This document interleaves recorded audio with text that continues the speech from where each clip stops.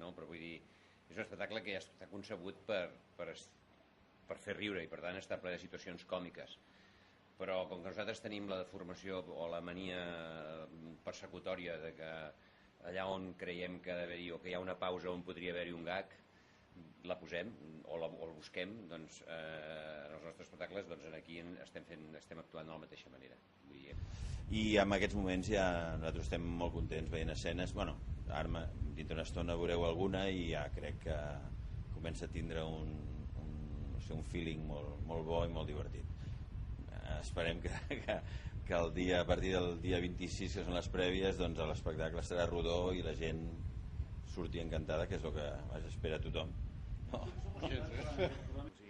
Has de divertir molt per poder transmetre aquesta diversió. Si ho fas per ofici és un fracàs, no? Per cooperació és com el tricicle. Si el tricicle no actués amb el 100% de ganes, no seria el tricicle, no? Serien uns que estan per allà fent gags, però són coses que s'han de fer, que te les has de creure sempre al 100%, perquè si no passen a ser tontes, no?